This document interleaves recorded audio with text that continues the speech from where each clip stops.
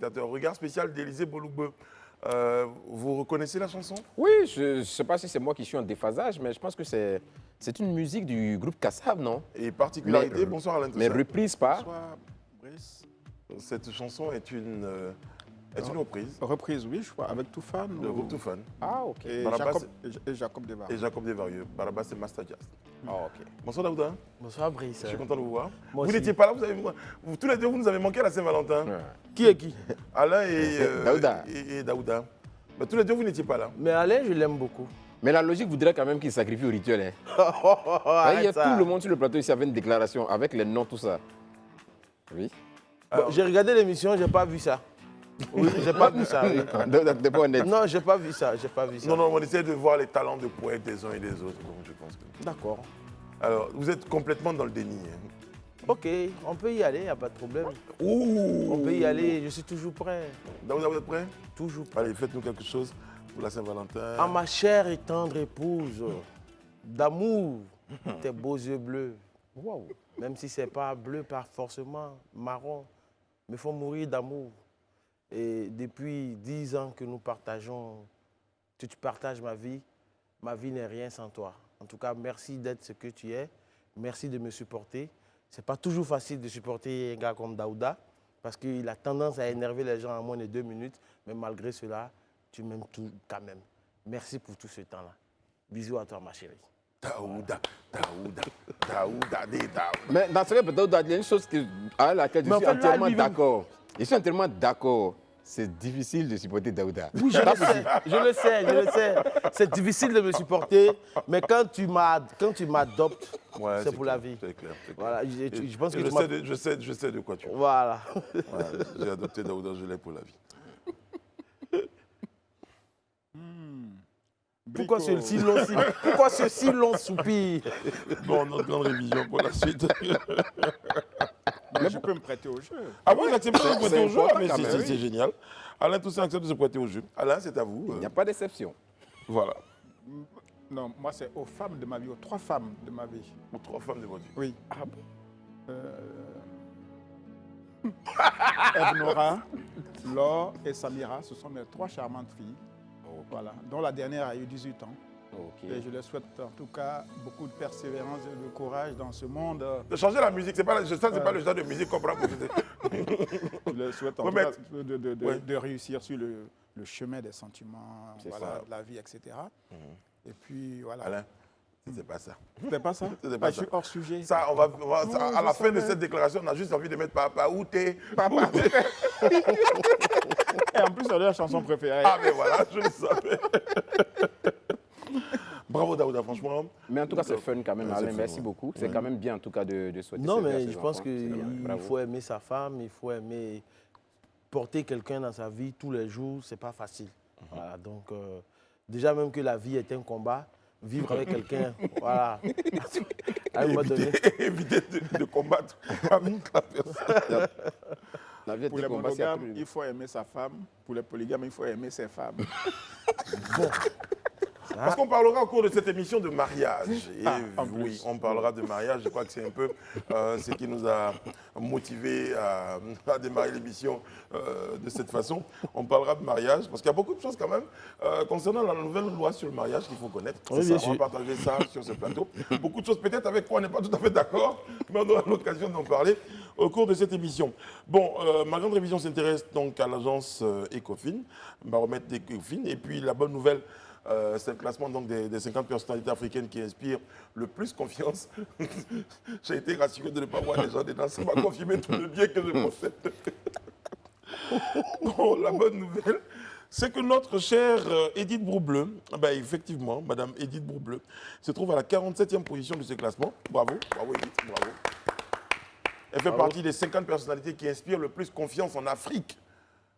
Et donc, de facto, dans le monde. Parce que c'est ça, si tu inspires confiance en Afrique, c'est pas que tu... Voilà, donc, elle est en 47e position. Bon, c'est pas le positionnement qui est important, c'est sa place dans... Enfin, je veux dire... Au moins, le fait elle est qu'elle dans soit le la classement. finale. Figurer Voilà. déjà dans le classement. Figurer dans le classement, c'est le mot. C'est un classement qui...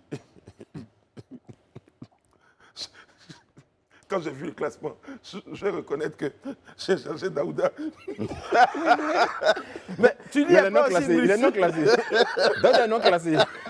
J'ai même demandé, quand c'était le classement des 50, j'ai demandé le classement des 100. À 200, j'ai abandonné. J'ai dit, bon, je ne suis pas du tout confiance. Quand la police me voit de loin, il dit, celui-là, laissez passer tout le monde. Mais bravo, Edith, bravo. En tout cas, bravo à elle. Non, mais après, on en parle, mais il faut rappeler que Madame Bleu, depuis de très nombreuses années, travaille justement à, non pas inspirer confiance, mais en tout cas, apporte sa modeste et de moins en moins modeste pierre à la construction. Alain? Oui, oui, c'est vrai. Moi, j'ai connu Edith en 2007-2008. À l'époque, j'avais lancé un magazine de télévision qui s'appelait Télénova et qui était encarté dans Fraternité Matin. Ensuite, le magazine était disponible sur le marché. Edith était l'une des contributrices de l'hebdo. Et donc, j'avais déjà vu aussi un esprit assez vif. C'est ça. Et puis, avec l'émergence du digital, elle a vraiment pris une place très importante en Côte d'Ivoire et en Afrique. Et puis, je l'ai rencontrée, je pense, une ou deux fois à Paris lors de rencontres internationales sur le digital. Je pense que c'est vraiment une femme de valeur et effectivement, elle influence. Exactement. Et au-delà de son caractère du point professionnel, humainement, c'est une, Oui, bien sûr. C'est une belle âme. Une Très très, belle très âme. belle âme. Elle est d'un très bon commerce, comme on dit. Voilà, c'est le cas de le Quelqu'un dire. d'agréable. Franchement, quelqu'un d'agréable. Donc, à notre chère Edith, on a bien fait que tu sois pas sur le plateau parce qu'on n'aurait pas pu dire ça pendant que tu étais là. Donc, on attendait que tu sois pas là pour dire franchement, on est fiers de toi et on t'aime beaucoup. Et on l'encourage. On t'encourage. C'est bien aussi de préciser que c'est ma belle-sœur, c'est la femme de mon grand frère. Non, il fallait qu'il place ça. Si. Oui, l'homme de Poboin. J'attendais juste à quel moment ça allait arriver. C'est arrivé. Allez, notre image du jour, la première concerne donc la pratique de la dot. Eh bien, Élisée Bologbeu, je me tourne vers vous. On l'a su, la pratique de la dot ne constitue plus une infraction. Mais je me suis même demandé, ah bon? Oui, comme tu l'as si bien dit, hein, la pratique de la dot ne constitue plus une infraction. Hier, l'agent judiciaire en fait, qui était en conférence de presse l'a précisé, conférence de presse de Tout Savoir sur une conférence de presse organisée par le Centre d'information et de communication gouvernementale. En tout cas, l'a précisé, l'a expliqué parce que, pour rappel, hein, c'est vrai qu'on pratiquait la dot, ça se pratique de façon générale, ça que j'ai dit, mais, ah bon? mais dans la loi, elle était interdite. Dans l'ancienne loi sur le mariage, elle était interdite. La dot était complètement interdite. Donc, La nouvelle loi sur le mariage, là, ça intervient il y a combien de temps? En 2019, c'est ça. Juin 2019. c'est ça, juin 2019. Ça veut dire que Jusque-là, jusqu'à cette date-là, depuis jusqu'avant cette date, la dot était complètement interdite. Quoi qu'elle se pratiquait dans toutes les sociétés d'ailleurs. on est dans un pays d'impunité. Mais voilà, donc, non mais voici même que combien même, je dirais combien de législateurs même ne pratiquaient pas la dot. Parce que tout le monde, même depuis du sommet d'État jusqu'en disons aux citoyens les plus lambda, tout le monde le pratiquait. Aujourd'hui, c'est quelque chose qui est ancré vraiment dans nos coutumes, dans nos mœurs. C'est pour nous la chose la c'était quoi plus l'infraction importante. même en vrai? L'infraction, c'était la transaction C'est ça. qui pouvait faire penser On à une considérait sorte de trafic, de commerce, de vente d'une commerce personne humain. en fait. Voilà. C'est ce qui justifiait, ou du moins c'est ce sur quoi s'appuyait l'ancienne loi pour expliquer son interdiction. Qu'on avait l'impression qu'on faisait une transaction, un commerce de personnes, et donc ce n'était pas normal. Mais en même temps, je trouve que même à l'époque déjà, le législateur se trompait parce qu'on a Bien sûr, il se trompait beaucoup. nos traditions, nos lois ancestrales, nos coutumes. Et je pense quand même qu'on ne peut pas faire de loi dans l'époque-ci en ignorant quand même d'où nous venons et ce que Non mais Alain, et qui nous sommes. je suis d'avis avec toi. C'est-à-dire si vous remarquez un peu l'historique de cette loi-là, elle tire toute son essence du colonisateur en fait. Bien sûr. C'est-à-dire voilà, du colonisateur de l'Occident.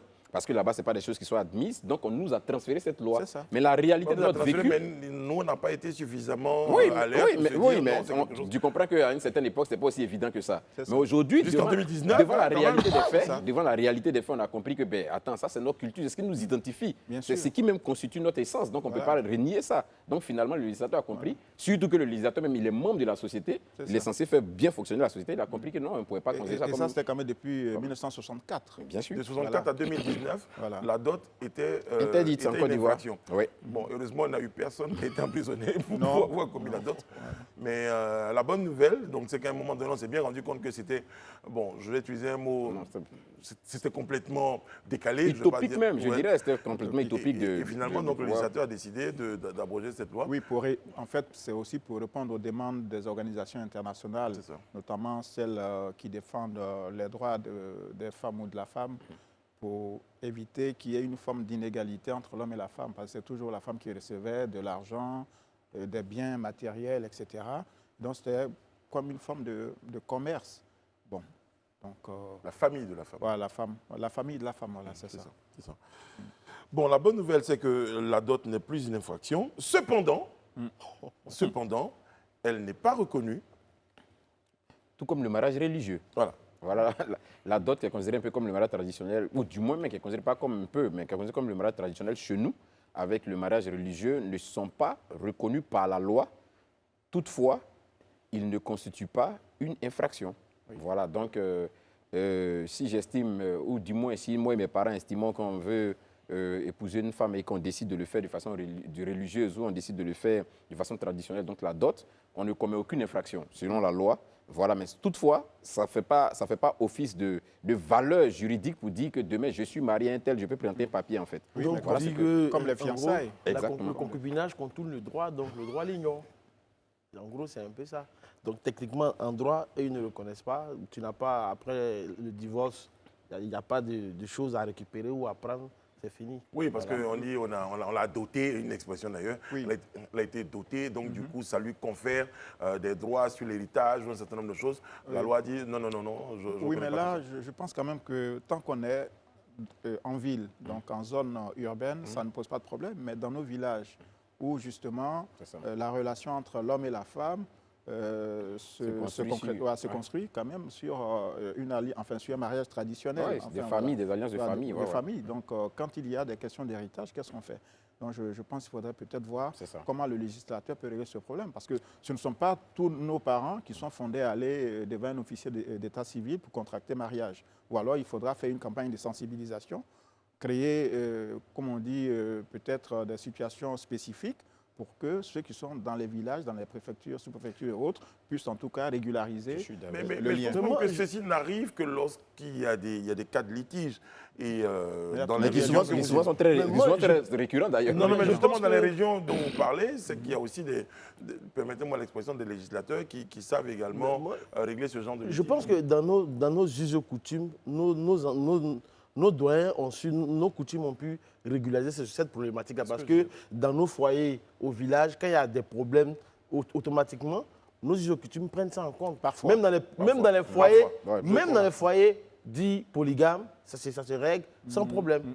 Voilà. Parfois. Bon, Parfois, pas en tout tout le cas, temps. c'est pris en compte. Et quand on n'arrive pas, c'est là que ça devient problématique. Voilà. Quand il n'arrive pas et qu'on est obligé de faire intervenir maintenant, le législateur La vous dira justice, simplement que voilà. la justice vous dira. Surtout vous n'êtes sur la pas- question d'héritage. Ouais. Et autres. Mais justement, je pense que la justice a décidé de prendre du recul par rapport à cette situation-là, parce que justement, elle se trouvait souvent mêlée à une forme d'imbroglio. On venait leur présenter des cas, ils s'étaient mariés sous la dot. La justice dit, bon, nous en tout cas, faites ce que vous voulez, mais si Non, vous venez ici je- avec une dot, on ne reconnaîtra pas. Mais et la je justice pourra pense pas. que pour ce qui concerne la justice, c'est pour cette raison qu'ils avaient pris, il y a eu une loi concernant les enfants, justement. Ça fait que même si le monsieur était dans une dot avec une femme, s'il a eu des enfants, ces enfants-là ont droit à l'héritage. Peut-être que c'est la femme qui n'en Oui, aura mais c'est pas ça droit. que- justement, c'est mais ça qu'il les parle. enfants auront droit C'est à pour ça ça. que je dis, justement, Voilà. pour mettre fin à toute cette ambiguïté-là, donc la loi est plutôt claire sur la question. Bon, après, il y a toujours des questions à se poser autour de cette loi. Mais il y a d'autres aspects de cette loi-là dont on va parler. L'âge du mariage, par exemple, Élisée. Oui, l'âge nubile autorisé en Côte d'Ivoire, c'est 18 ans. C'est-à-dire en dessous de 18 ans, on ne peut pas contracter de mariage en Côte d'Ivoire. Il faut avoir au moins 18 ans, sinon plus, voilà, pour contracter le mariage. En Côte d'Ivoire, le mariage est l'union d'un homme et d'une femme, Oui. célébrée devant l'officier d'état civil. Ça, c'est très clair. C'est un point très important. Éminemment capital. Voilà, capital, un point essentiel pour réaffirmer nos us et coutumes, nos mœurs, et notre identité, ce que nous sommes. Bien sûr. Voilà, on ne va pas renverser la table parce qu'en Occident, des gens ont estimé que telle ou telle personne pouvait contracter un mariage avec une personne du même sexe, etc. Donc je pense que la Côte d'Ivoire, comme beaucoup de pays africains, se met dans une position qui est celle de ne pas tourner le dos à cette tradition. Mais en fait, moi, il y a un truc que je n'ai pas compris en fait, avec la sortie de cette conférence de presse d'hier concernant cette chose du mariage. Parce que cette loi, en fait, elle n'est pas nouvelle. Mais en fait, les gens en ont fait comme si en fait, c'était quelque chose de tellement nouveau. Non, mais les gens ne Or, savaient ça- pas en fait. Non, mais Justement, ça, Élisée, à qui la faute? À qui la faute, Élisée? mais justement, non, mon cher Daouda, à un moment, vous vous asseyez à une réunion et vous constatez que parmi même vos collaborateurs, de nombreux ne sont pas au courant, nombreux ne sont pas au fait. Ça pose un problème. Et du Brice. coup, Non, vous on est dites, d'accord. qu'est-ce que je fais? Ça pose un problème. Quand vous avez constaté Oui. la situation, vous faites quoi? Eh bien, vous prenez le taureau par les Oui. cornes, vous Oui. commencez à Ça communiquer. fait partie de la sensibilisation. Mais bien sûr, et en plus, justement, la mais- conférence a eu lieu le jour de la Saint-Valentin, qui est censée être la Mais journée aujourd'hui, de l'amour. il suffit même juste de faire un Donc, tour même sur la toile. Tu vois, aujourd'hui, l'actualité est cristallisée. Moi, justement, vraiment par ça. là où ça me pose on te problème, com- Élysée, Je- en fait, Là où ça pose problème, c'est quoi? je t'explique. Parce que cette loi, c'est depuis 2018 qu'elle a été votée à l'Assemblée 2019. Non, 2018, ça a été débattu. Et c'est en 2019 que ça a été. Mais bien sûr, rendu promulgué, public. voté, Voilà. promulgué. Et du coup, qu'on appelle ça, le pouvoir public. Parce qu'on se voit en 2018. Ouais, en 2019, 2017 que ça a été conçu, en 2015. Oui, je sais, je ne vais pas en arriver là. Mais je dis, dis, depuis 2019, on devait au moins communiquer cette loi. Et souvent, les gens même devaient aller chercher à comprendre cette loi. C'est jusqu'en 2023 qu'on vient parler. Et justement, ça pose le problème de beaucoup de lois qui sont votées en Côte d'Ivoire. Pendant que c'est voté, on ne communique pas dessus. Et c'est 1 an, 2 ans, peut-être 4 ans, 5 ans après qu'on vient Mais communiquer ça, c'est le dessus. travail des médias. Voilà. Tu sais, Non, au-delà des médias, même des gouvernement- députés. Non, Moi, non. je veux pas des députés. Non, mais Finissez votre Parce pensée. que votre point pour de vue. moi, les Allez, vous avez députés, la quand parole. vous finissez de voter ces lois à l'Assemblée nationale, il est du devoir de nos élus d'aller dans leurs différentes communautés, dans les différentes bases, dans les différentes régions, pour aller expliquer ces lois-là aux administrés. C'est important. Oui, ça c'est Voilà. un point important. C'est de ça que je Mais parle, en en fait. même temps, C'est bon, vous avez dans un entendu. pays où la presse écrite est ça. développée, où il y a les sites internet d'information, où il y a la télévision, la radio quand même qui sont en grand nombre, c'est aux médias, aux journalistes de faire leur travail.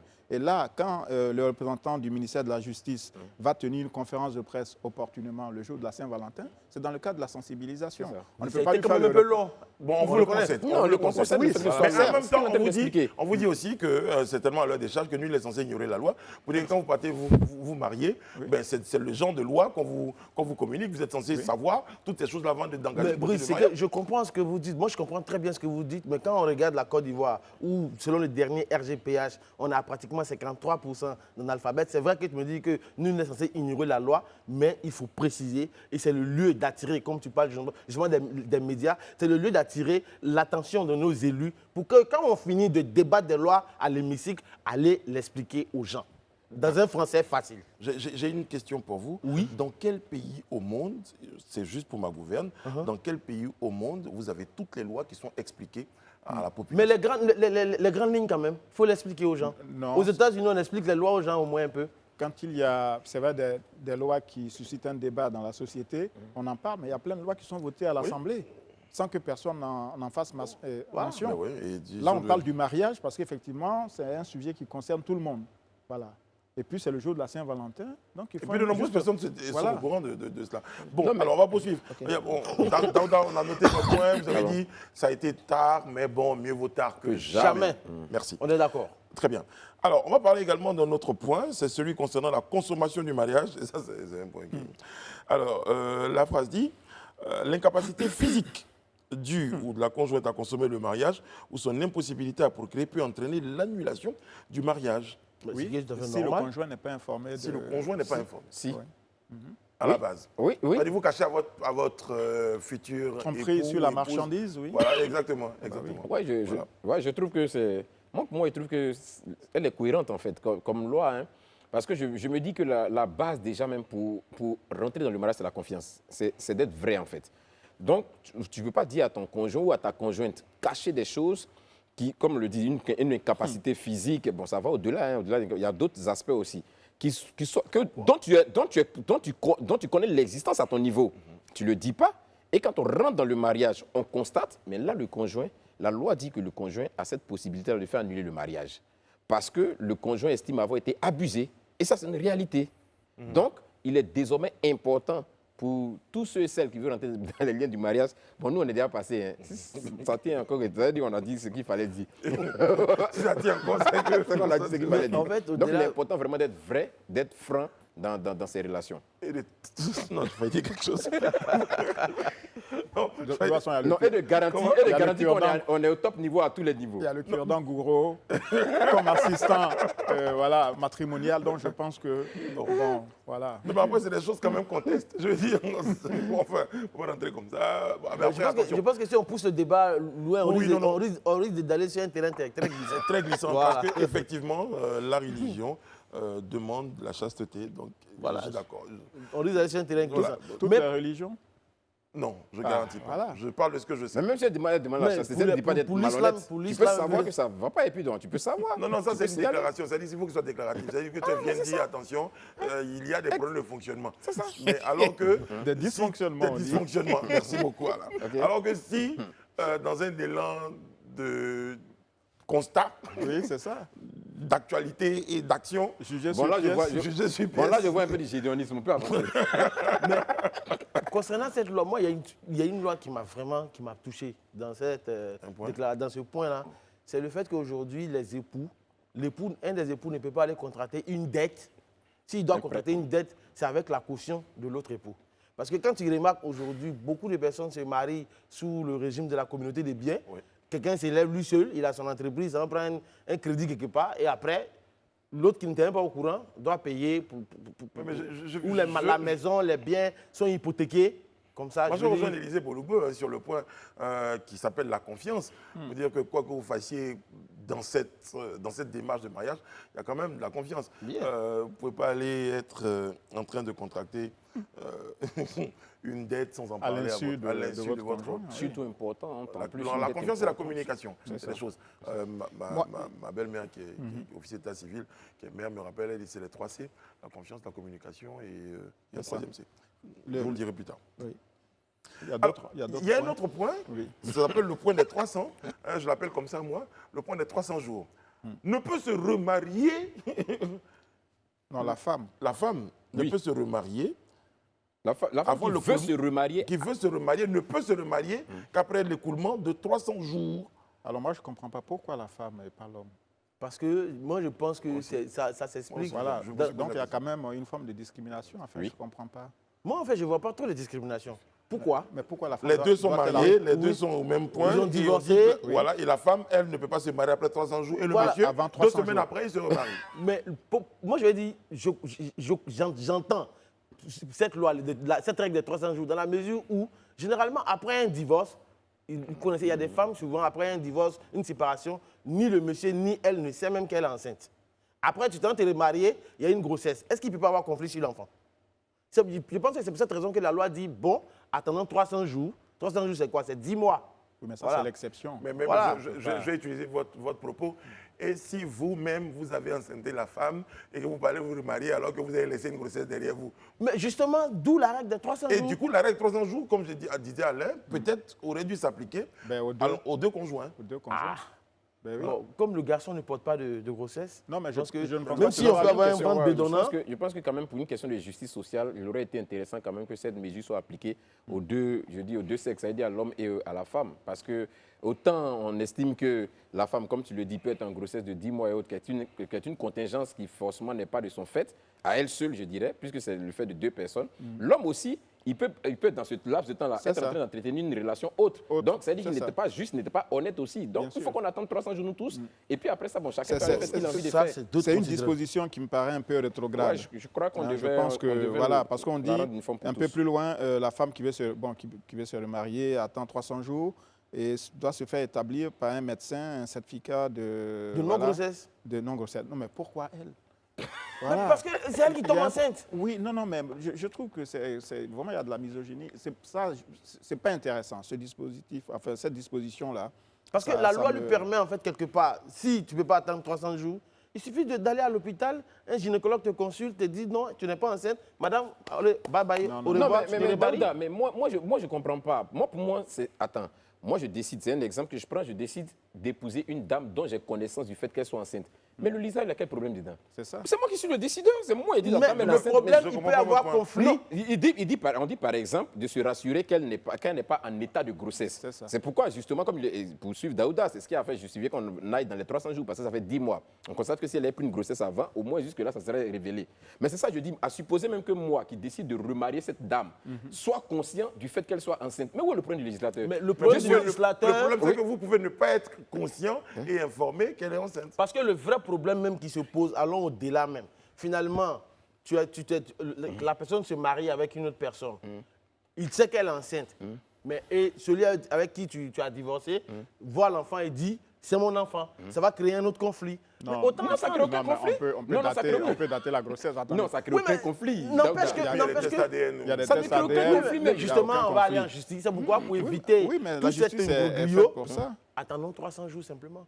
Mais pourquoi la femme et pas l'homme? C'est ça le problème. Mais Ça, c'est de la Alain, le discrimination. problème, c'est juste parce que l'homme ne tombe pas enceinte. Oui, mais l'homme ne C'est le tombe pas metteur enceinte. en On ne savait pas, mais bon, maintenant vous nous justement, l'apprenez. Mais si vous me dites que l'homme ne tombe pas enceinte et que l'homme peut être justement le père d'une grossesse qu'il ignore ou ça. qu'il sait qu'il va laisser le marier, il est important peut-être de régler cette question-là Mais avant bien d'aller sûr. dans une nouvelle Bon, dans un nouveau foyer. Je pense que, j'espère que comme on en parle, après peut-être qu'ils vont en discuter Oui. pour retrouver. Je pense qu'il faut poursuivre la réflexion à ce niveau. Voilà. c'est un honnêtement. problème parce qu'en fait, Ouais, il faut poursuivre la réflexion à ce sur les niveau. droits de la femme, on avance, il y a vraiment des avancées assez notables. Mais il y a comme ça dans la loi des articles qui nous ramènent quand même à une autre époque. Ça Voilà. mérite quand même qu'on Bon, puisse les le- lois, je pense qu'elles sont Soit on fait une perfectibles. loi qui est pour tout le monde, on dit il y a telle disposition, mais l'homme et la femme, etc., etc. Mais on ne peut pas dire la femme doit attendre 300. Or, l'homme, lui, donc il divorce lundi et puis le samedi, il était à la mairie. Tranquille. Voilà, ça, c'est pas normal. Franchement. Je vais citer un célèbre pasteur qui m'a dit le mariage religieux, le mariage coutumier appartient aux familles, le mariage religieux appartient à Dieu et à l'Église ou à la mosquée, en tout cas la religion, et le mariage civil appartient à la société. C'est ça. Donc là, c'est très clair. L'État. Voilà. Parce qu'il y avait des intrusions, des interventions. On dit, bon, le mariage religieux est reconnu, il faut que le mariage... Non, non, là, c'est plutôt bien distinct. Voilà. OK. Bon, les amis, je crois qu'on va marquer une pause et on va revenir tout à l'heure pour parler un tout petit peu de la réaction des défections donc, au niveau du PDCI. C'est le porte-parole Bredoubi Soumaïla qui fait des précisions. On en parle tout à l'heure. Nous sommes de retour sur le plateau du Grand Talk en compagnie de M. Alain Toussaint, de M. Elisée Bologbo et de M. Daouda Koulibaly. Nous allons évoquer donc, je le disais, le point concernant le PDCI-RDA. La grande cellule de communication du Parti démocratique de Côte d'Ivoire a organisé hier, 14 février, un déjeuner de presse qui était l'occasion pour le porte-parole du Parti démocratique de Côte d'Ivoire, il vient d'évoquer la question des défections. Et je vais retenir une phrase, il n'était qu'en transit au PDCI-RDA. Oui, effectivement, je pense que M. Bredoumi, porte-parole du PDC-RDA, lors de ce déjeuner de presse-là, a clarifié la position de certains cadres dirigeants du PDC qui sont partis au RAGP. Moi, je comprends M. Bredoumi quand il parle de cela parce que ça fait toujours mal de perdre un de ses collaborateurs ou bien quelqu'un avec un de ses camarades de lutte.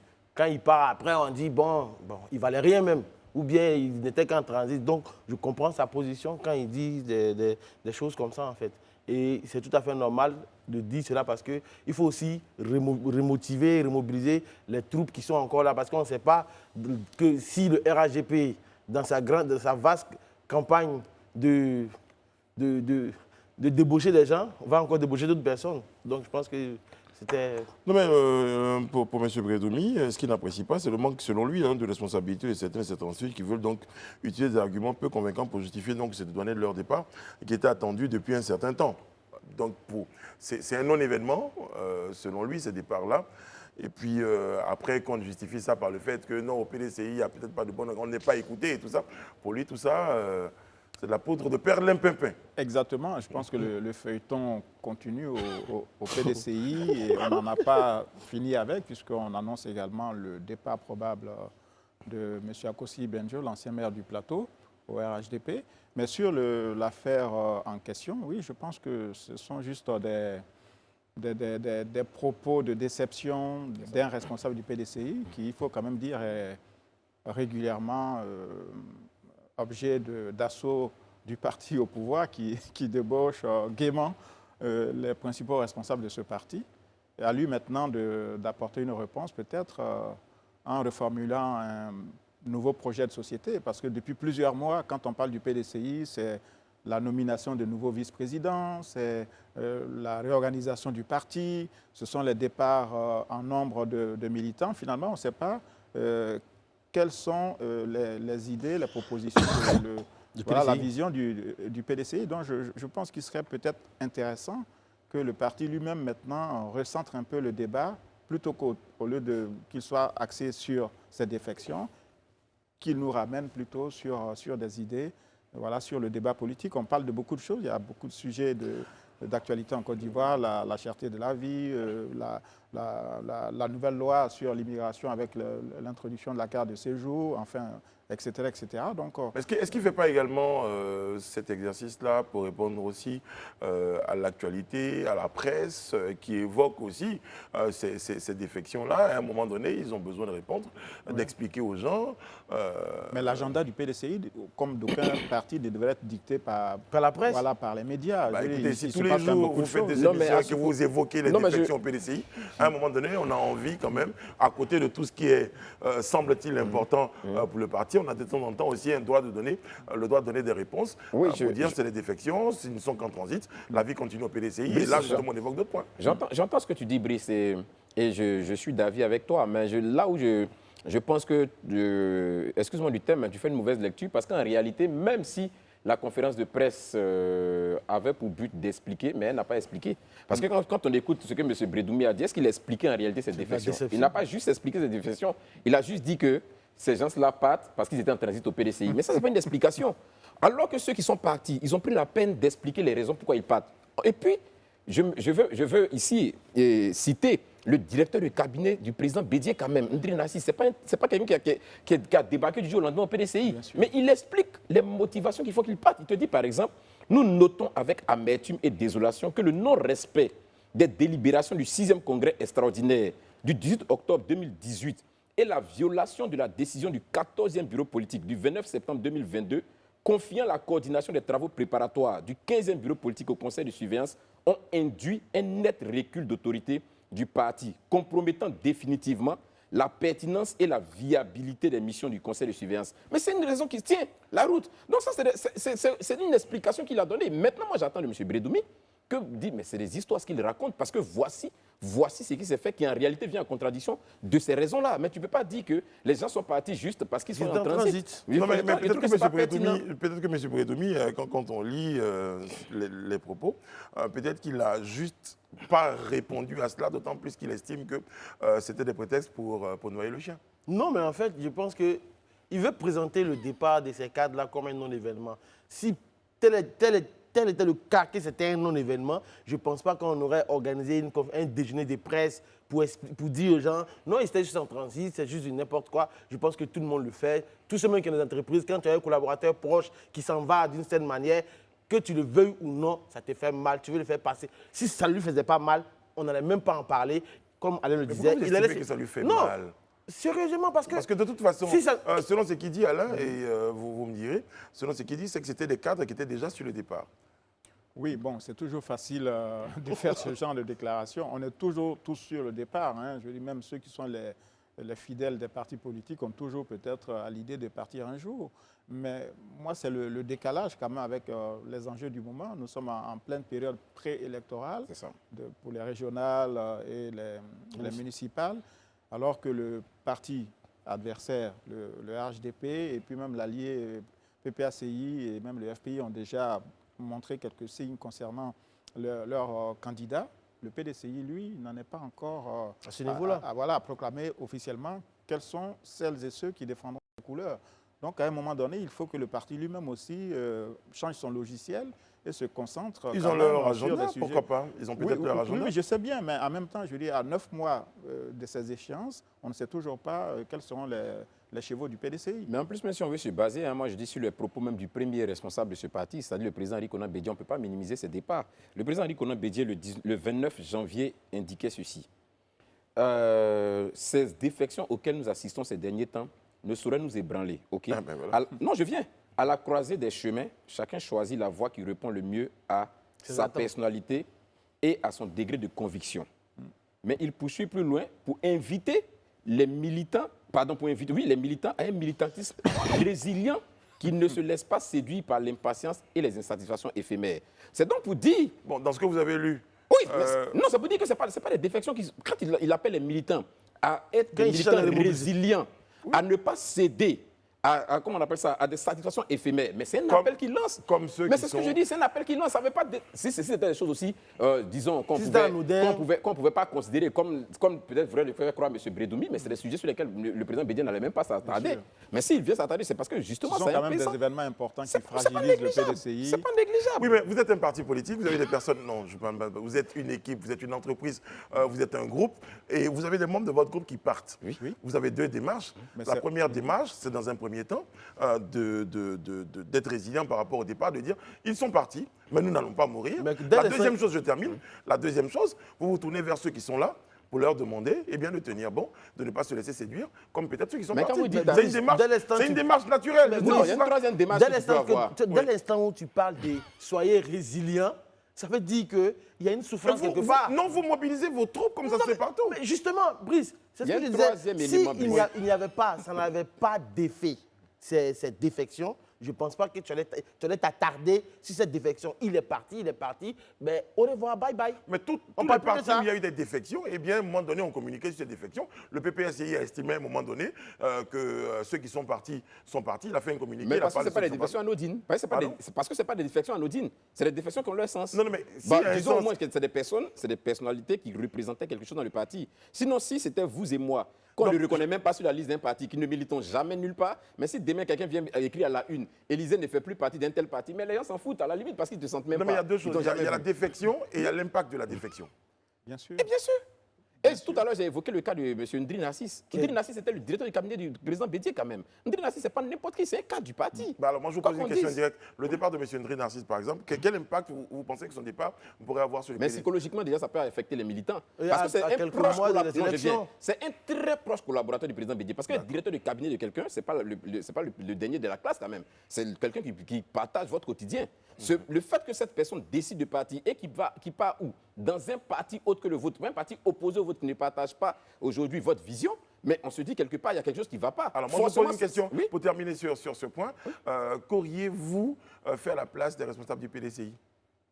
Qu'aurions-nous fait? Mais moi, si j'étais à la place des membres du PDCI, je ne dis même pas qu'ils n'ont pas fait, parce qu'on ne sait pas, je ne suis pas dans la chasse gardée. Mais je pense que logiquement, ce qu'on aurait dû faire dans ce cas précis-là, c'était de s'asseoir vraiment courageusement, se poser les bonnes questions. Qu'est-ce qui fait qu'aujourd'hui, on assiste à cette saignée au départ de tous ces cadres-là? Il y a forcément quelque chose... Et vous n'auriez pas rassuré vos militants pour leur dire ceux qui s'en vont? C'est pas ce que j'ai dit. Rassurer les militants, tu me rejoins justement. On rassure les militants pourquoi? Parce qu'on sait que forcément ces défections-là peuvent avoir un impact. Voilà pourquoi on les rassure, pour leur dire n'ayez crainte. On a pris des dispositions et autres, mais on s'assoit après courageusement pour se poser les bonnes questions. Pourquoi on assiste à une telle défection? Pourquoi on assiste au départ les uns et les autres? Il y a forcément quelque chose. On essaie de trouver ce qui s'est passé et puis apporter des correctifs éventuellement. Mais certainement que cette autocritique se fait, mais pas sur la place publique. Ah bon, peut-être, voilà, c'est possible. C'est pourquoi il y a peut-être qu'ils l'ont déjà fait. C'est pourquoi il y a peut-être certainement qu'ils l'ont déjà fait. Voilà. Je pense. Très, très bien. Dans un très court instant, nous serons en compagnie de M. Jacob Bleu. Donc, il est artiste, permettez-moi l'expression, pluridimensionnelle. Il est promoteur culturel. On va évoquer le vernissage de Jacob Bleu, Get Your Jacob Bleu. Il faut que je le prononce comme ça en anglais. Je pense on va le recevoir dès maintenant, justement. Voilà, pour faire passer un tout petit peu. on va éviter de parler d'infection, voilà. C'est une arrivée sur le plateau. Bonsoir. Monsieur Jacob Bleu, bonsoir, comment allez-vous? Très bien. Content de vous recevoir sur le plateau. Merci. Certains vous évoquaient sur ce plateau. Tous les jours. Ah, même tous les jours, d'accord. Oui. Hier, j'ai suivi un peu cette déclaration. Mais ce n'est pas de ma faute. C'est très bien. Ah, d'accord. C'est très bien. Non, mais les Yacouba, ils se suivent partout. Quand deux Yacouba se suivent. D'accord. Voilà. Vous allez créer vos lois. Monsieur Jacob Bleu, merci d'être sur notre plateau. Je disais tout à l'heure, vous êtes artiste pluridimensionnel. Vous avez des œuvres qui se vendent partout dans le monde. C'est une vraie fierté de vous avoir sur le plateau ce soir. Et à la faveur d'un événement, d'un vernissage. Est-ce qu'on me l'explique un tout petit peu rapidement à nos téléspectateurs? Ce que c'est qu'un vernissage? On l'entend souvent, mais un vernissage, c'est quoi? En fait, un vernissage, de façon plus simple, c'est l'ouverture officielle d'une exposition. C'est comme si on parlerait de dédicace pour un écrivain ou d'une cérémonie officielle d'ouverture d'un événement. Donc, au niveau des arts visuels, on dit vernissage. Parce qu'à l'époque, le peintre, il attendait le dernier jour avant d'appliquer le vernis sur ses peintures. Parce que cela sous-entend qu'après cela, il ne va plus retoucher parce qu'il y a une couverture de vernis. Donc, le terme est resté, du coup, avant toute ouverture d'exposition, on dit qu'on a un vernissage qui est un peu la cérémonie officielle d'ouverture. Jacques Bleu qui touche à la peinture, donc à de nombreux arts visuels, peinture, photographie. Qu'est-ce qui déclenche cette passion? Ben, est-ce qu'il faut dire que c'est le don? Parce que c'est un peu le générique qu'on dit souvent au niveau des artistes. Parce que très tôt, je dessinais, je m'amusais à faire des petits dessins, à recopier. Comme Alain Toussaint sur ce Ah, d'accord, c'est très bien. Donc, à faire des petits dessins, voilà. Pas le même résultat. Et surtout dans nos livres à l'époque, là, de bande dessinée, bon, donc on faisait les copies et tout. Et puis après, bon, je me suis dit, mais pourquoi ne pas me perfectionner en la matière et entrer dans une école spécialisée pour en faire un métier? Et c'est comme ça que tout est parti. Voilà. Est-ce que être peintre, c'est un métier? Nourrit son homme. Est-ce qu'on a envie? Oui, on a envie. Ben, seulement, il faut dire qu'il faut d'abord aimer la chose. Parce que ceux qui viennent juste parce qu'on entend parler de beaucoup de millions qui circulent dans le domaine des arts, souvent ils peuvent faire fausse route. Déchanter. Voilà, vite déchanter. Donc, il faut d'abord venir parce qu'on aime la chose et qu'on est passionné par l'art. Et après, lorsque la notoriété est établie, la signature est établie, voilà, on rentabilise sur ce qu'on a. Sur votre carte nationale d'identité, il est marqué peintre.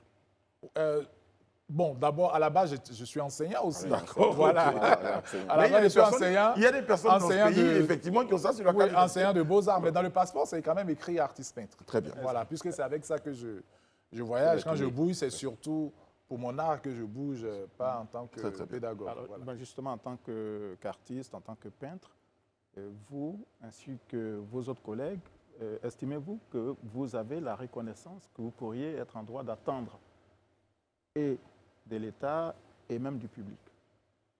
Bon, il ne faut pas forcément attendre une certaine reconnaissance, parce que la perception de l'art est... Est-ce que vous avez le soutien peut-être qu'il faut? Bon, peut-être le soutien, là, c'est autre chose. Voilà. Sinon, au niveau de l'approche, c'est personnel. Chacun apprécie un artiste parce qu'il aime ce qu'il fait. C'est assez libre. C'est comme on le dit souvent, hein, l'appréciation de la beauté, c'est dans le regard de celui qui observe. Voilà. Donc, au-delà de ça, après, il y a des gens qui nous adoptent parce qu'ils aiment peut-être le style, ils aiment les thématiques que nous abordons, ils aiment peut-être les couleurs qui sont dans nos œuvres, parce qu'il y a des gens qui aiment par exemple beaucoup de couleurs. Donc, lorsqu'ils se retrouvent avec des œuvres, il y a des couleurs, ils sont contents. Il y en a également qui aiment des œuvres très réalistes ou figuratives. Donc, quand ils voient des œuvres d'un artiste qui représentent des choses dont ils ont une certaine perception, ils peuvent apprécier. Maintenant, au niveau des institutions, là, c'est une autre paire de manches.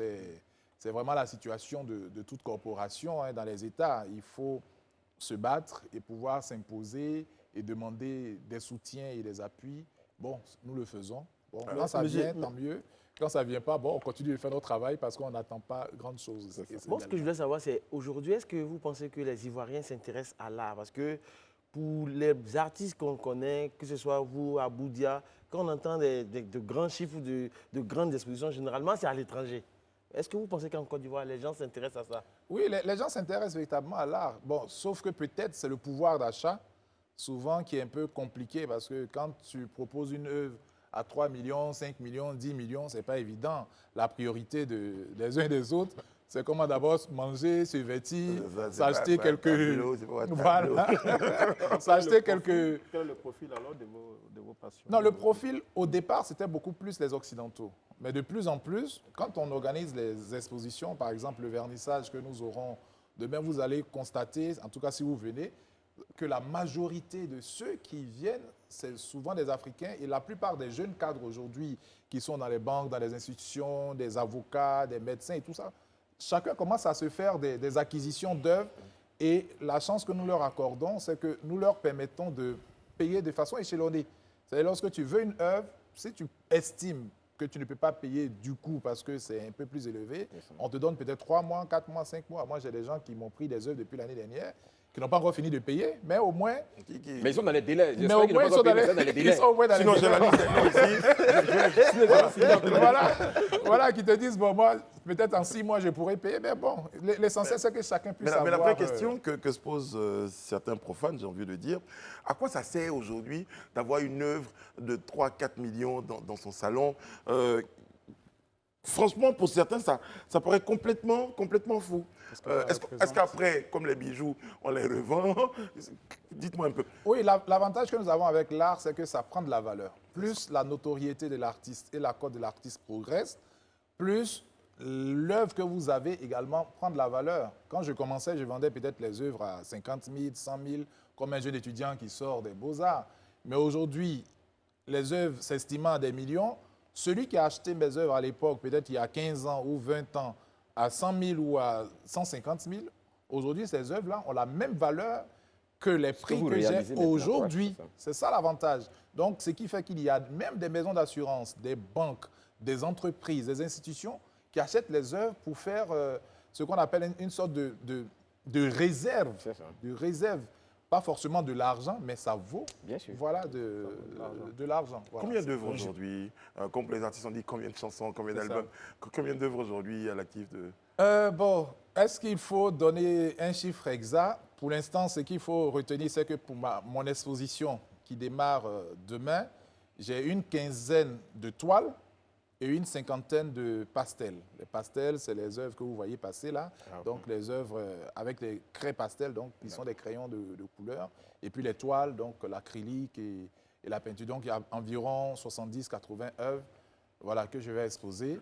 Donc, chaque année, je me donne un moment de travail pour produire peut-être une quarantaine, une trentaine, une cinquantaine, avec lesquelles je tourne, parce qu'après, on n'a pas toujours le temps de s'asseoir, parce que pour travailler, il faut être concentré, il faut rester tranquille. Et donc, je produis le maximum et puis je roule avec on a vu que sur l'exposition, vous avez mis danse avec E, oui, trans, oui, et puis danse avec A. Oui. Qu'est-ce que ça veut dire? Ben, ça veut dire que dans les thématiques que j'aborde actuellement ont un lien avec nos danses et nos musiques. Okay. Voilà. Et ce sont des moments de transe, parce que quand on dit transe, il y a le côté initiatique. Chez nous, bon, nous qui sommes dedans, là, vous savez un peu ce qui se passe. La musique et la danse sont liées étroitement. Quand on prend une musique, il y a la danse qui va avec, il y a le costume qui va avec, il y a les rites qui vont avec, il y a l'initiation qui va avec. Donc, c'est un ensemble. C'est très synthétique. Ce n'est pas comme dans le domaine moderne, là, où on fait la musique à part. Le gars, il vient danser, il porte ce qu'il veut sur la scène. Voilà, il va n'importe où. Non, dans d'autres cultures, dans d'autres traditions, tout est étroitement lié. Donc, il y a cette danse-là, donc la densité de l'environnement très mystique et très hermétique dans lequel les gens se retrouvent pour l'initiation. Il y a la transe qui ressort après, parce que pour apparaître, il y a ceux qui viennent, comme on le voit souvent, un peu comme des protocoles, pour voir un peu l'environnement avant que le danseur n'apparaisse, ou le masque apparaisse, ou la troupe de danse apparaisse. Et puis après, il y a la danse qui est le volet purement festif, qui est très visible, c'est ce qu'on voit. Voilà, ça. Mais derrière ce qu'on voit, il y a ce qu'on ne voit pas. Mais à quoi est-ce qu'on doit s'attendre demain pour ce vernissage? Oui, ben demain, le contenu, ce sera quoi? Demain, les gens ne vont pas tomber en transe, évidemment. Mais vous allez voir beaucoup de couleurs, beaucoup de belles œuvres, où on sent le rythme, où on sent la fête, où on sent la joie, parce que c'est surtout ça. La fête, c'est un moment important de cohésion sociale. Voilà, parce que lorsqu'on se retrouve là, en train de danser, on ne demande pas qu'il y ait de telles parties, qu'il y ait des temps. Voilà, c'est vraiment des moments de retrouvailles et de cohésion sociale. Et c'est un peu ce que j'essaie de défendre dans mon travail, surtout en valorisant notre culture. Vous serez en vernissage, donc demain, à partir de 19h à la Fondation BJKD, c'est à la Riviera 3. Et l'exposition reste jusqu'au 26 mars. Voilà, donc ceux qui vont... 26 mars, donc c'est un mois et demi d'exposition. Parce que souvent, selon les calendriers des uns et des autres, ils ne viennent pas forcément le même jour. Donc, il faut leur laisser le temps de venir voir l'exposition et apprécier. Et surtout, vous avez vu, j'ai mis Get sur Jaco Bleu. Parce qu'il y a beaucoup qui se plaignent du fait qu'ils ne peuvent pas acheter directement parce que souvent les prix sont... Donc, j'ai fait des prix relativement moins cher. que chacun ait son pour Jaco que bleu. chacun puisse avoir son Jaco Jaco bleu. C'est important. Voilà. Demain, on va Voilà. aller chez le Jaco bleu, si vous voulez. Mais en tout cas, on aura notre Jaco bleu sur Exactement. le plateau. Une Exactement. plateforme Voilà. pour commander peut-être. Euh, Pour ceux qui sont à l'étranger, on ne sait jamais. Pour ceux qui sont à l'étranger, j'ai un site internet, c'est www.jacobleu.art. Très, très bien. Merci, M. Jacob Bleu. Merci beaucoup. On a eu de très, très jolis mots vous concernant hier. Et ça confirme tout le bien qu'on pense de vous ici. On Ça a m'a été fait très plaisir. heureux de vous avoir sur notre plateau. Juste pour permettre à M. Jacob Bleu de nous... Vous n'avez pas porté une œuvre ici, non? Pas du tout. Ben, on les voit déjà à l'écran. Belle réplique, hein. Je vais La recevoir- prochaine fois, je vais vous faire C'est des ça, choses. c'est ça. Voilà, très Avec bien. votre permission, hein, nous allons recevoir donc à présent notre prochain invité, Stéphane Kouakou. Voilà. Merci, M. Jacob Bleu. Merci d'avoir été sur notre plateau. Ok, grand frère, au revoir. Ok, merci beaucoup. Merci. Oui, ça c'est une carte. C'est Bon, une j'ai carte les cartes. d'invitation. Ok. Voilà, Ok. pour l'ensemble de l'équipe, Merci on sera là. beaucoup. On sera là. Merci On y beaucoup, fait un monsieur. Merci beaucoup. Ok. Bravo. À bientôt. Stéphane Conan. Mais tu aurais pu préciser que c'est mon grand frère, un peu. Ouais, ouais, On ça n'en a va, pas besoin, ça va, on sait tous. Merci, Madame Bleu. On Merci sait. beaucoup. On vous aime aussi. Bonjour Stéphane Kouakou, comment allez-vous? Très bien. Merci. Stéphane Kouakou, vous êtes concepteur du défi épargne. Oui. Alors, on présente le défi épargne à nos téléspectateurs. C'est ça. Alors, le défi épargne est un programme qui est basé sur une petite méthode, les petits montants, pour aider quiconque à épargner. Donc, si tu as un problème avec de l'argent, si l'argent ne reste pas dans ta main, le défi épargne est fait pour toi. Mais quand Et vous parlez comment de ça petits, marche, quand vous parlez de petits montants, c'est relatif. C'est quoi un petit montant? 5 francs, c'est un petit montant. 50 francs, c'est un petit montant. 5 000 francs, c'est un petit montant.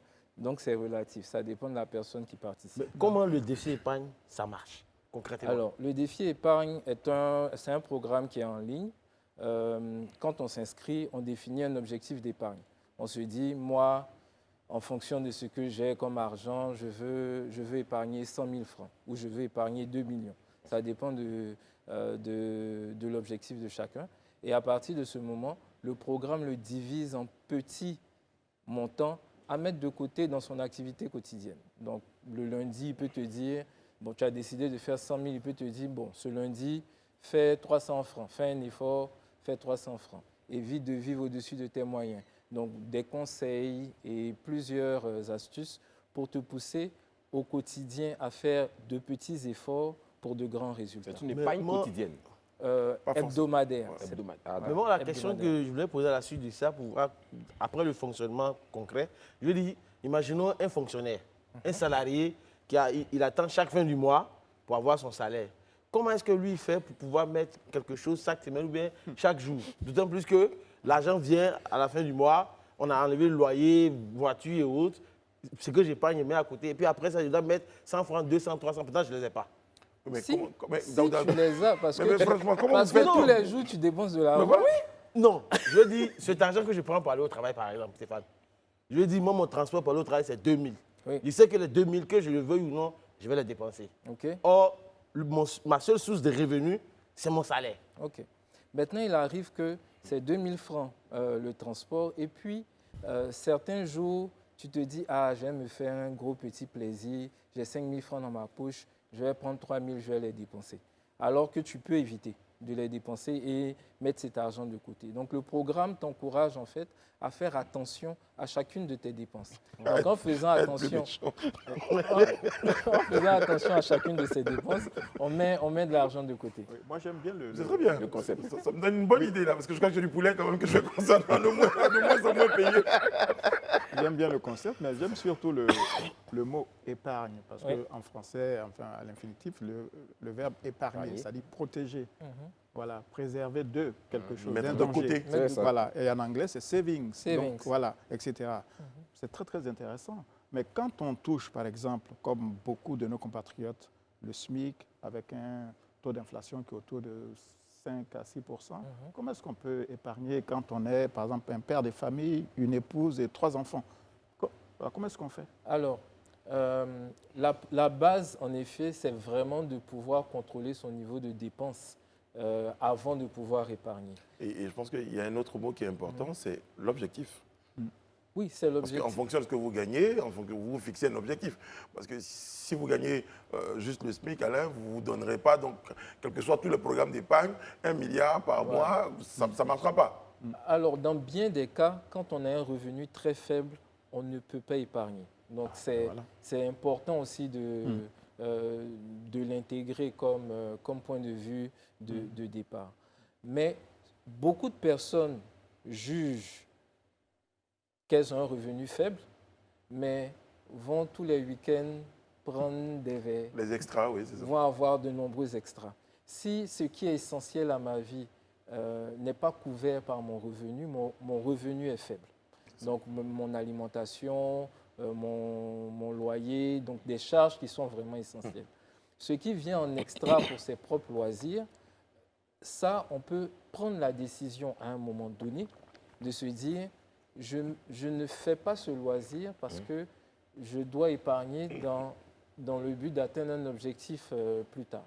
Alors, Voilà. à partir de quel niveau de revenus une personne est-elle en mesure d'épargner?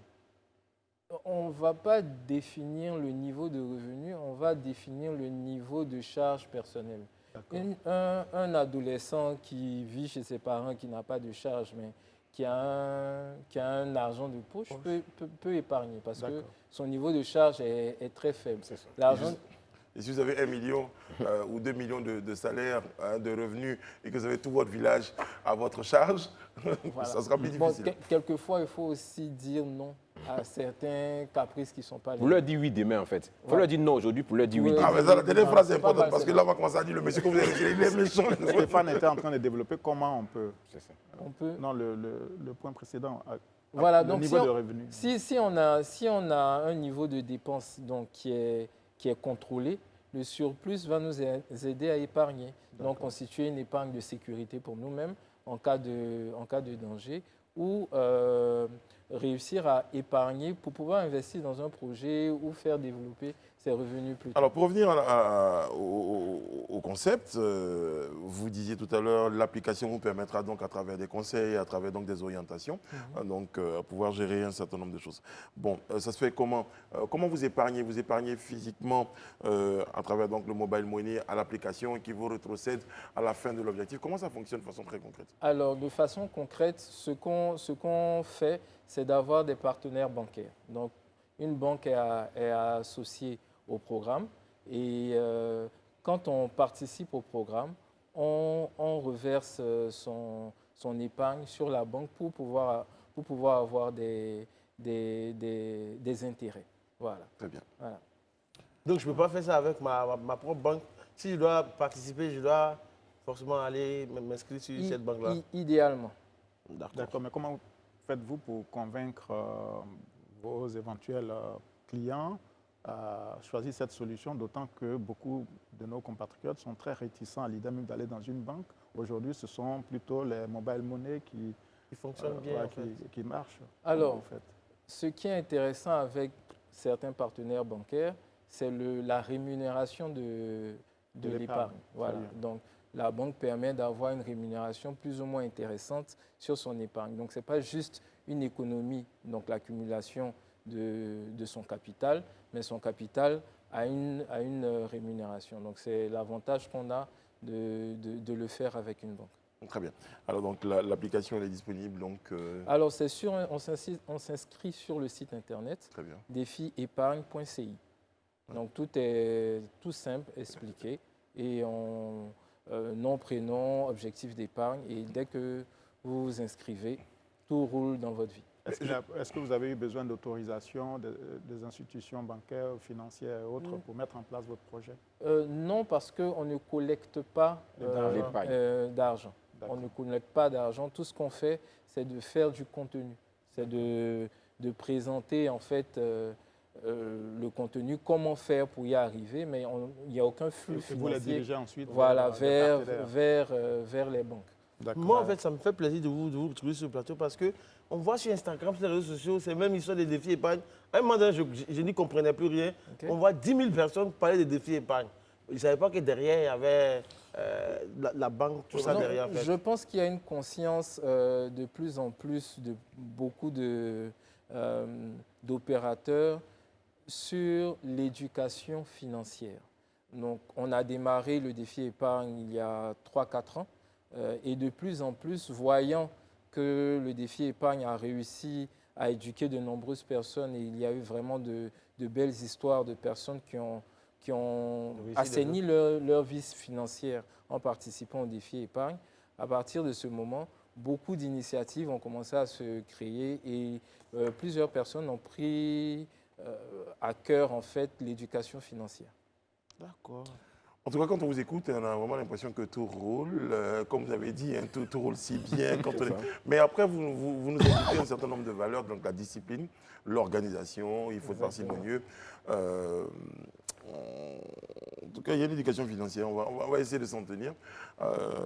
Est-ce qu'il y a des frais de gestion, il y a des taux? Le programme est complètement gratuit. Chez le partenaire bancaire, les conditions de banque vont s'appliquer. Le taux d'intérêt sur les Le taux d'intérêt est de minimum 3,5 comme chez la plupart des banques. C'est quoi le site? Est-ce qu'on peut l'avoir? Défiépargne.ci. Arrêtez de mettre l'argent dans les boîtes à la maison. Exactement. Parce qu'il y a un risque. Parce que souvent, le cuisinier peut partir avec avec une somme importante. Et les cigares. Voilà, donc on parle de bancarisation, mais il y a aussi de la sécurité quand même, et il y a des objectifs. Et c'est traçable, vous avez le temps de savoir combien vous épargnez, combien vous avez mis de côté, Exactement. et puis pouvoir réaliser Mais je pense que vous avez écrit un document sur un livre. Oui, sur donc à partir du programme en ligne, on est arrivé à un guide pour épargner. Donc pour ceux qui n'ont pas envie d'utiliser le partenaire bancaire, ils peuvent utiliser le livre, avoir leur première expérience, donc utiliser une tirelire, utiliser leur mobile money, mais la méthode est inscrite. Le principe, c'est d'être le plus ludique possible sur un sujet financier qui est compliqué. Donc le défi épargne, en fait, est un défi. Il te pousse à te dépasser au fur et à mesure chaque semaine et de faire attention à l'ensemble de tes dépenses. Où on peut avoir le livre et il coûte combien? Alors, le livre coûte 5 000 francs et il est disponible dans la plupart des pharmacies. Pas mal. Ouais, mais c'est un remède aussi, et je suis d'accord avec Alex. Je pense que ça doit être dans le rayon santé. de toutes les bonnes librairies. Voilà, dans toutes les librairies. Ouais, parce que, bon, j'avoue, j'avais une boîte à la maison. Tu vas la casser ce soir. Je l'ai toujours cassée, je la casse, je la rachète, je la casse. Donc je pense que je vais acheter le livre et puis je vais m'abonner. Je vais aller sur la plateforme. On va rappeler donc www.defiepargne.ci. Merci Stéphane Kouakou, merci beaucoup d'avoir été sur notre plateau. Merci. On marque une courte pause et derrière on a un autre point politique qu'on va évoquer. C'est Simone Gbagbo qui a rendu visite à Pascal Affi-N'Guessan, on en parle.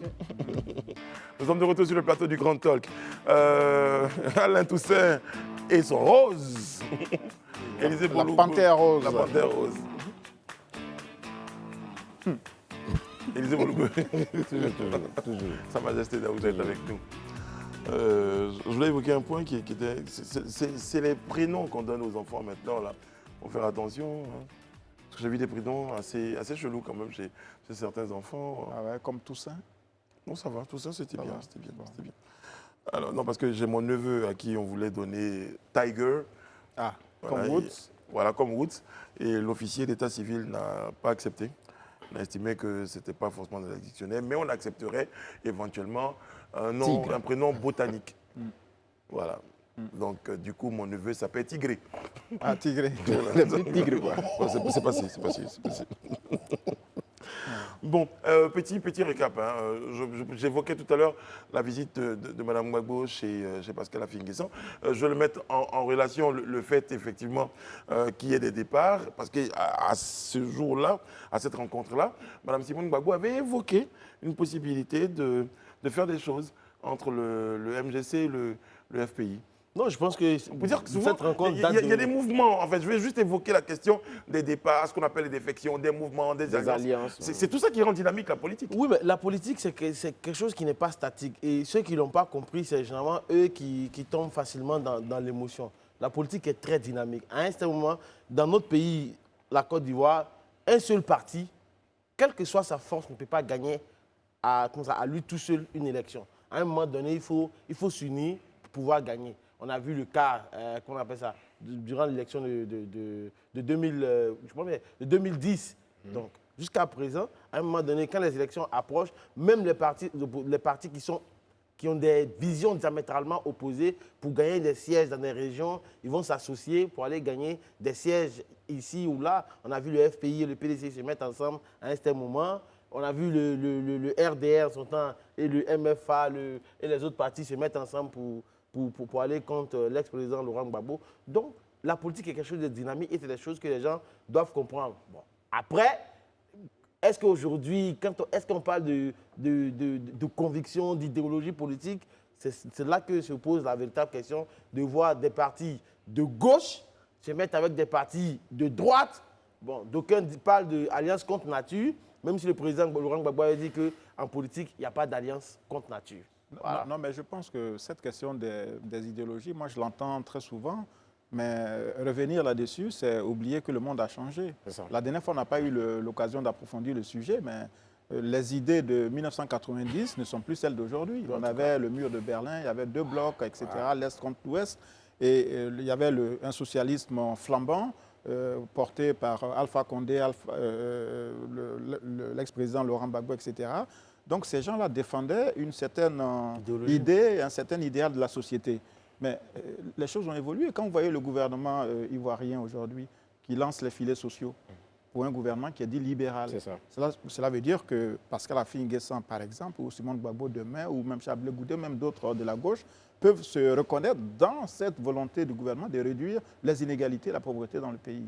Donc, je pense que souvent, on laisse un peu, on est sur l'ombre pour la proie, mais l'essentiel, c'est la vision qu'on partage. On veut une Côte d'Ivoire solidaire, une Côte d'Ivoire qui se développe, etc. Et je pense que des acteurs politiques, s'ils reconnaissent en un de leurs adversaires cette capacité à transformer le pays, ces acteurs-là peuvent aller vers cet acteur politique. En fait, quand moi j'écoute ce que l'argumentaire qu'Alain donne, en fait, ça me fait penser qu'aujourd'hui, il faut que les gens sortent du clivage, de dire non, quand X s'en va dans tel parti, non, il a trahi. Je pense qu'il n'y a pas forcément de trahison, en fait. À un moment donné, même que tu sois de gauche ou de droite, quand tu vois que l'autre parti commence à incarner tes valeurs, tu peux t'associer à lui pour aller gagner des sièges. Regardez, par exemple, récemment, le gouvernement a annoncé une couverture santé pour le monde agricole. Oui, totalement gratuit. Plusieurs centaines de milliers de personnes qui sont concernées. Mais ce projet était porté par Laurent Gbagbo, qui voulait une couverture maladie pour les agriculteurs, qui voulait un revenu minimum garanti, etc.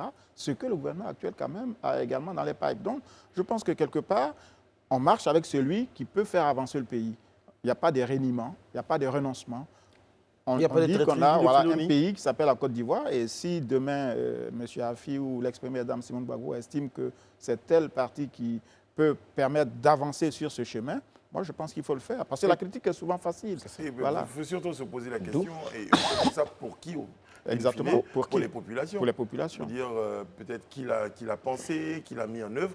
Finalement, le plus important, c'est le bien de la population. Parce que même quand on regarde aujourd'hui tous ces grands sentiers dont on parle, même si aujourd'hui le parti au pouvoir se félicite de cela, mais tout ça, ça fait partie de la vision du premier président, du père fondateur de la Côte d'Ivoire, Félix Houphouët-Boigny, qui l'a pensé, même s'il n'a pas mis en œuvre. Mais qui était un communiste. Voilà. Donc du coup, je veux dire, à un moment donné, il faut que... non, mais c'est vrai en plus. Il faut qu'aujourd'hui... C'était apparenté avec les communistes, avec l'histoire, avant le désemparentement. En fait, je veux dire, aujourd'hui, il faut sortir de ce clivage-là. Lui, il a trahi, lui, il a fait ci. Non. À un moment donné, avançons. Non, moi, je crois que... Je voulais juste terminer dessus. C'est le lieu pour moi, en fait, d'appeler les politiques à un moment donné à venir s'asseoir, discuter et penser au bien-être des Ivoiriens. Non, moi je termine juste sur la nécessité, après tout ce qui a été dit, vu qu'aujourd'hui on est tous unanimes sur le fait que les idéologies vraiment relèvent maintenant du passé, la nécessité d'aller vraiment à la retenue dans les propos, parce que demain tu ne sais pas avec qui tu vas, tu vas pouvoir marcher. Donc vraiment avoir de la retenue. Le président Laurent Gbagbo l'a dit, il faut pas trop insulter les autres, il ne sait jamais. Il faut avoir de la retenue. Voilà. On va au JT et juste derrière on reçoit notre invité et ensuite on aura, ou avant, nous aurons Toseta, la loi c'est la loi, tout de suite. Si vous nous prenez en marche, eh bien, vous regardez le Grand Talk, si vous êtes là depuis le début et que vous êtes un fidèle, parmi les fidèles, eh bien, merci d'accorder au Grand Talk toutes ces faveurs, votre amour et cet amour. On le partage, c'est justement marqué du sceau de votre amour qu'on vous propose chaque jour des programmes de qualité. Merci à vous tous. Sur le plateau du Grand Talk, il y a Élisée Boloubeu, il y a Daouda, Alain Toussaint et tous les trois se joignent à moi pour vous proposer l'instant qui va suivre. Et bien c'est l'instant et la loi c'est la loi. Ok, on lance caméra. On tourne. Son. Ce téléphone de qui sonne. Et tiens, bon, décroche vite. On va continuer. Ouais, allô. Ouais, champion, parle vite, je suis en train de tourner là. T'as un mariage, ouais. Quoi? Le mariage a fui. 14 février là. Oh, y'a quoi elle? Elle est en train de pleurer. Il faut lui dire, elle n'a qu'à regarder. Elle n'a qu'à regarder l'émission. On va parler de ça. Dédommagement en cas de gourmet. On va parler de ça maintenant. Action. Le dédommagement en cas de gourmet.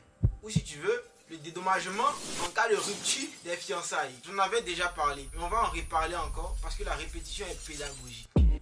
Selon les dispositions de l'article 1382 du Code civil, tout fait quelconque de l'homme qui cause à autrui un dommage oblige celui par la faute duquel il est arrivé à le réparer. Ça veut simplement dire, si on t'a causé un dommage qui est émotionnel, matériel, physique, celui qui a la cause de ce dommage doit te dédommager, doit le réparer. Parlons des fiançailles. Le droit ivoirien n'a pas pris de dispositions concernant les fiançailles, mais ça reste tout de même un fait juridique. Les tontons de la doctrine nous font comprendre que c'est un contrat entre deux personnes.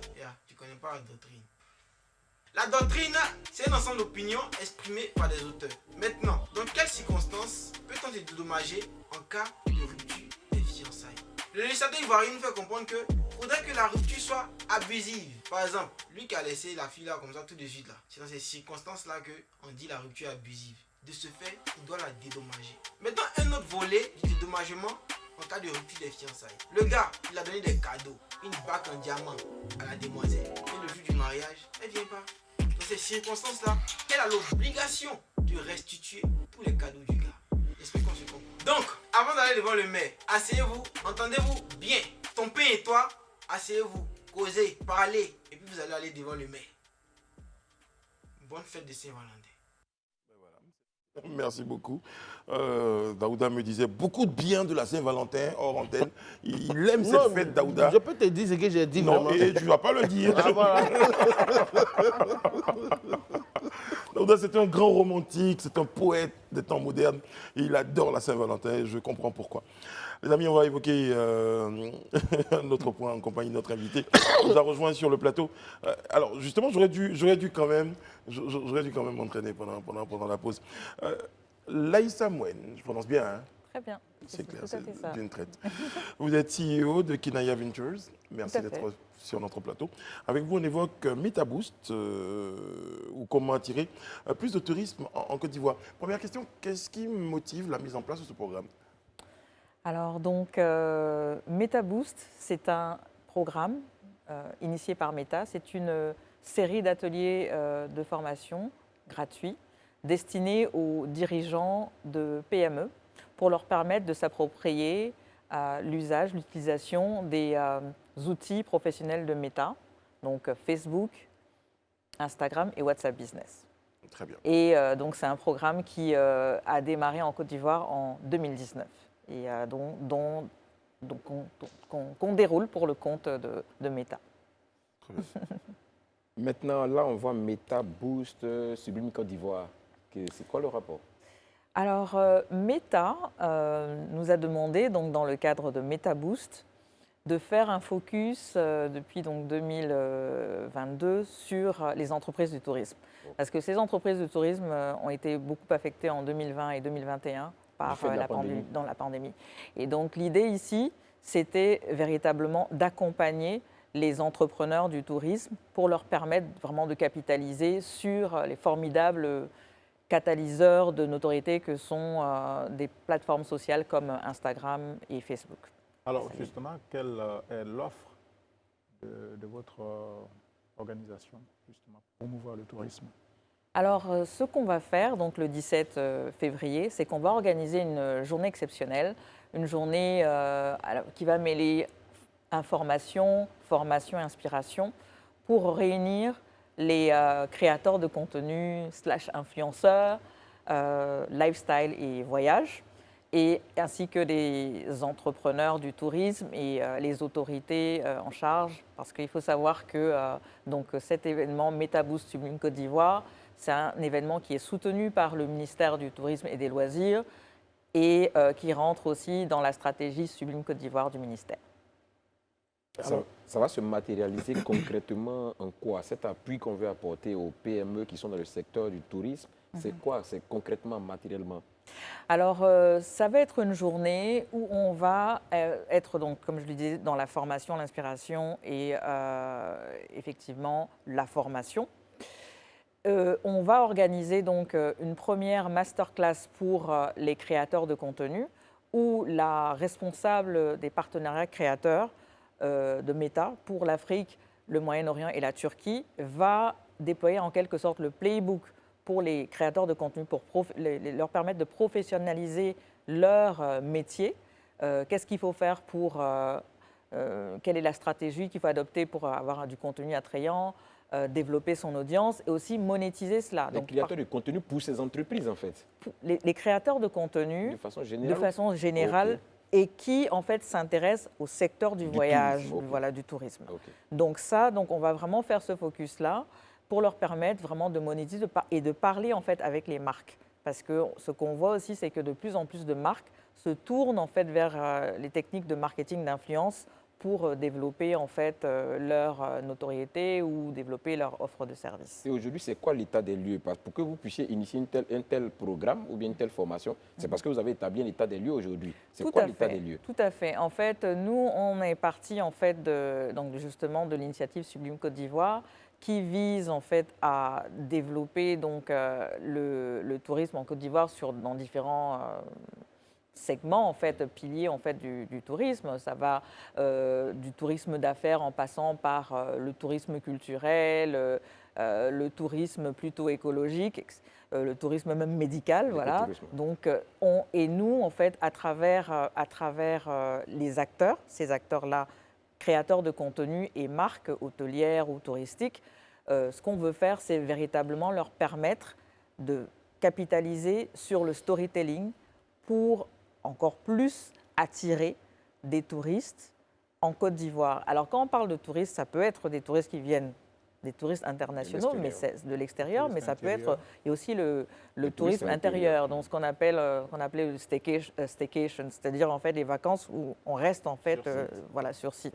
Donc, il y a plein de choses en fait qu'on peut faire à travers les réseaux sociaux pour valoriser des sites, mais aussi même, je dirais plus largement des expériences, parce que ça va de aussi bien des sites, là on est en train de voir en fait des plages, mais ça peut être tout simplement... la découverte du style de vie, le lifestyle, en fait, vraiment l'art de vivre à l'ivoirienne, ça peut être des galeries d'art, ça peut être...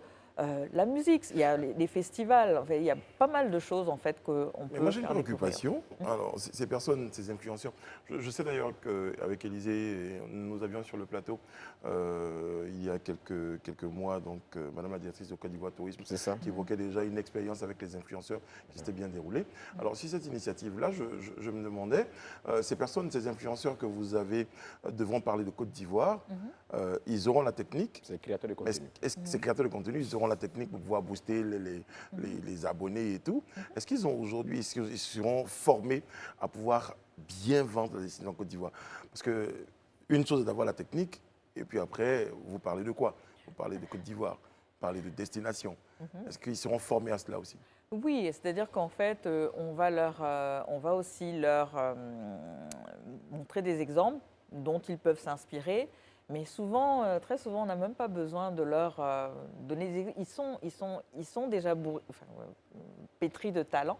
Et quelque part, en fait, il faut aussi leur laisser la possibilité d'exprimer leur authenticité, ce qui fait leur singularité, ce qui va faire leur style, qui va faire en sorte que, voilà, c'est-à-dire on accroche on accroche et on like. Parce et qu'en on même temps, regarde. ils vendent une destination. Élisée Bologbé vendra le pont de Liane à peut-être des gens qui ne le connaissent pas. Sans le savoir, il va évoquer par exemple le fait que ce soit... C'est bien, c'est le pont de Liane, mais ça peut être un peu dangereux et malheureusement, il ne pourra pas donc vendre comme il faut. Donc c'est pour ça que j'insiste peut-être sur les rudiments en matière de bonne connaissance, bonne culture de l'outil Côte d'Ivoire, enfin de l'outil, de la destination Côte d'Ivoire pour pouvoir le vendre. Tout à fait, tout à fait. En fait, ce qu'il y a aussi, c'est que quand on veut devenir de plus en plus professionnel, même en tant que créateur de contenu, il faut véritablement se passionner par ce qu'on fait, s'informer, vraiment plonger en fait dans l'environnement, l'univers en fait dont on veut parler, ne pas juste en fait se contenter de le survoler. Donc, le plus ils arriveront à bien capter, bien saisir justement ces opportunités, le mieux en fait ce serait perçu en fait par le grand public. Mais comment on fait pour participer à ces keynote, masterclass et autres? Est-ce que si on n'est pas une entreprise, on ne peut pas y participer? Alors, c'est véritablement... Alors, disons que donc il y a un événement qui est ouvert, donc qui sera en ligne le matin, donc une masterclass pour les créateurs de contenu. Donc, on a une landing page, donc une page dédiée donc, pour pouvoir s'inscrire en fait à cette masterclass. Après, l'après-midi, ça va être en présentiel, mais donc on va faire un événement sur invitation pour inviter les marques, donc les entreprises et les créateurs de contenu. Mais là, je suis désolé, hein, mais sur quelle base vous avez choisi ces personnes? Parce que je veux dire, en Côte d'Ivoire, on a une pléthore d'influenceurs qui, je pense que tu parlais tout à l'heure de la directrice de Côte d'Ivoire Tourisme, qui a utilisé des gens, des influenceurs qui ne sont pas forcément dans le domaine du tourisme en fait, mais ils ont été quand même utilisés et elle était contente de ce contenu. Ils ont été formés aussi. Voilà. Alors nous, c'est vrai qu'on a plus ciblé les influenceurs qui sont déjà en fait dans l'univers du tourisme, du voyage, lifestyle, peut-être gastronomie, voilà, plutôt, et qui mettent vraiment en avant cet art de vivre à l'ivoirienne. Donc plutôt, on est vraiment, voilà, c'est plutôt cela qu'on a ciblé. Donc il y aura plus ou moins combien de participants en présentiel? Alors en présentiel, on attend à peu près 70 à 75 participants. Voilà, donc comme je le disais, des créateurs de contenu, des entrepreneurs et aussi en fait des autorités en fait de l'univers. Est-ce qu'il y a une petite simulation, une petite évaluation hein, de ce que ces influenceurs auront comme impact au sortir de cette initiative-là sur la façon de vendre la destination Côte d'Ivoire? Alors, on peut s'appuyer sur des comparaisons, mais ce qu'on voit de manière générale, c'est vrai que parfois on a des données qui sont assez empiriques, mais ce qu'on voit, c'est que certains influenceurs, après ça peut être parfois pas nécessairement des... eux-mêmes, ils ne se considèrent pas comme influenceurs, mais ils sont influents, je dirais ça comme ça.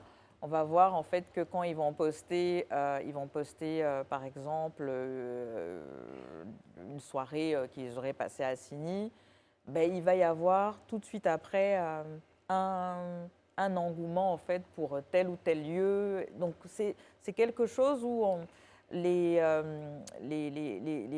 dirigeants en fait de ces lieux-là se rendent compte que telle personne était passée juste après. Que la personne ait partagé ça sur en fait, les réseaux sociaux, eh bien, il y a eu plus de réservations. Donc ça, c'est quelque chose en fait, qui nous remonte très très souvent. Et en réalité, c'est pour ça que je dis vraiment la puissance du storytelling, c'est formidable, parce que ça permet véritablement aux gens de découvrir des lieux ou des expériences en fait, qu'ils ne connaissaient pas. Vous devriez faire un top 5 des lieux rapidement. Alors, qui pourrait être traité par ces influenceurs. Alors, si on devait faire sans un faire top des 5. jaloux, hein, mais donne comme ça. Vous avez le droit, hein, si vous n'avez pas envie de faire tout ça. Mais peut-être c'est l'effet des secteurs, peut-être. Alors, oui, en fait, donc... Pas forcément une entreprise, mais un secteur. Des secteurs, donc... Non, des lieux lieux à visiter. À visiter. Alors, sur des lieux à visiter, je dirais... alors, je vais rester, en fait, très neutre en disant...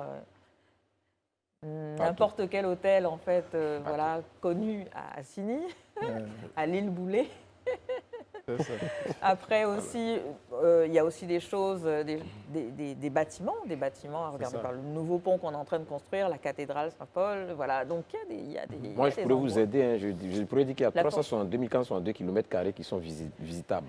C'est vrai. Mais bon, c'est vrai, mais sauf qu'il y a des lieux qui sont plus emblématiques que d'autres aussi. Et voilà. Alors, est-ce que les personnels de ces lieux qui vont accueillir, qui pourraient accueillir plutôt des touristes, sont également formés, Alors, ça, impliqués dans... normalement, c'est vers ça qu'on voudrait que les dirigeants de ces PME-là tendent, que de plus en plus, ils puissent professionnaliser en fait leur personnel, que leur staff sache comment capitaliser en fait sur les réseaux sociaux et surtout sache aussi que la problématique ici, c'est que tout ce qui va se passer, les interactions avec des clients peuvent être enregistrées et diffusées même à leur insu sur les réseaux sociaux. Donc, il faut faire très attention parce qu'un bad buzz est très vite arrivé. Donc, c'est aussi important que les dirigeants de ces entreprises du tourisme fassent attention au customer care. Donc, du coup, vous allez les inciter aussi, les encourager même à avoir une identité numérique, à avoir la page. Exactement. sur les réseaux sociaux. C'est ça qu'on fait donc, au quotidien à travers MetaBoost. Naïssa Mouen, on va rappeler que cet événement MetaBoost se tiendra, on rappelle la date. Le 17 février, à partir de 11h, en ligne et en présentiel. En présentiel. Voilà. En présentiel où? Alors, quelque part dans Abidjan, dans un lieu où Ceux on va qui doivent y suivre la être, en Côte fait, d'Ivoire. connaissent. C'est ce qu'elle me dit. Ceux qui doivent y être là se Ceux qui- connaissent déjà. Ceux qui Tu n'es savent, pas savent. invité, Brice. D'accord. Merci Daouda, merci. On a été très heureux de vous recevoir sur ce plateau. Merci de m'avoir invité C'est sur à votre votre plateau. initiative. Merci à vous. Merci Alain, merci Élisée, merci Daouda. Merci à toutes les équipes techniques et éditoriales qui se joignent à moi pour vous souhaiter une bonne fin de programme. Demain, nous serons sur ce plateau, Inch'Allah. D'ici là, prenez soin de vous et des autres. Que Dieu veille sur vous et Dieu veille sur la Côte d'Ivoire. Amen. À demain. Merci.